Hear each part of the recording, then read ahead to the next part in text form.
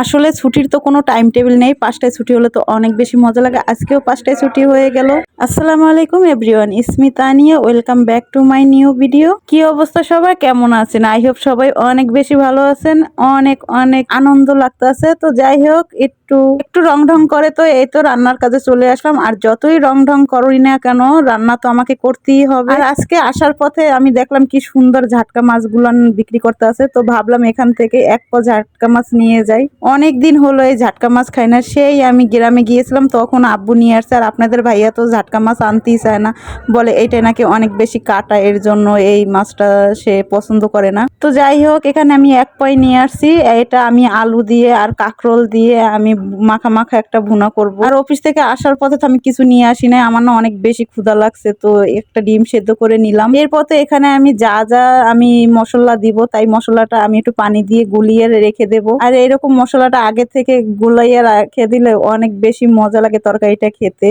যাই হোক, এক এক করে হলুদ গুঁড়া, মরিচ গুঁড়া, লবণ আর ধনিয়া জিরার গুঁড়া একসাথে আমি তারপরে একটু মশলা, বাটা মশলাও দিয়ে একবারে পানি দিয়ে একটু গুলিয়ে রাখবো। আর 5টায় ছুটি হলো তো তাড়াতাড়িতে রান্না করব, এই আমার শুধু মাথায় থাকে কখন আমি রান্নাটা শেষ করব, কখন একটু শুবো। আসলে অনেক বেশি খাটাখাটনি করার পরে একটু যদি বিছানায় একটু পিঠটা দেওয়া যায় তো অনেক বেশি ভালো লাগে। যাই হোক, আমার কিন্তু অনেক বেশি পরিশ্রম হয়ে যায়, তাও কিন্তু আমি আপনাদের সাথে একটা হলেও ভিডিও শেয়ার করার চেষ্টা করি। আর এখানে তো এই কাজ করতে করতে, রান্নার কাজ করতে করতে সংসারে কিন্তু আরো অনেক কাজ থাকে, তো সেগুলো আমি একটু একটু করে করে নিচ্ছি। এরপর তো ক্ষুধা লাগছে, তো ওই কাজগুলো করে আমি এখন ডিমটা খেয়ে নিব। অনেকক্ষণ হয়ে গেছে ডিমটা সেদ্ধ করে রেখেছি, কিন্তু খাওয়ার সময়ই পাচ্ছিলাম না, তো এখন একটু মজা করে খেয়ে নি। আর ডিম খেতে তো আমার অনেক বেশি ভালো লাগে, সেটা হোক সেদ্ধ বা ভাজা বা ভুনা, আমার ডিম অনেক বেশি পছন্দ।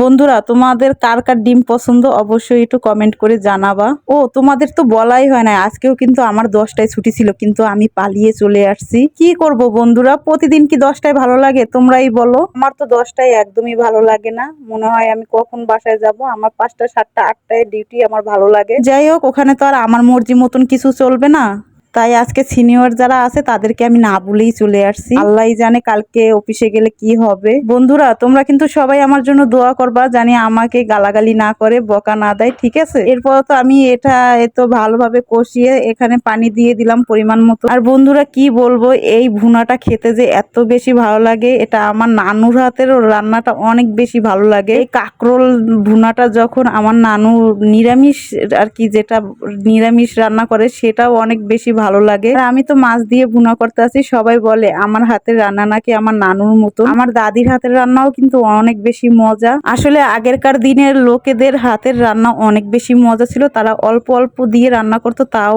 অনেক বেশি মজা হতো। যাই হোক, এখানে আমি সব কাজ কাম গুছিয়ে আমার রান্না বাড়া কমপ্লিট হয়ে গেছে। যাই হোক বন্ধুরা, এরপরে তোমাদের ভাইয়া আসলে কিন্তু আমি আর তোমাদের ভাইয়া খেয়ে নিব। তো আজ এ পর্যন্ত, দেখা হবে নতুন কোনো ভিডিওতে নতুন কোনো সময়। সে পর্যন্ত সবাই অনেক বেশি ভালো থাকবা, সুস্থ থাকবা, আর আমাদের জন্য দোয়া করবা। আসসালামু আলাইকুম, আল্লাহ হাফেজ সবাইকে।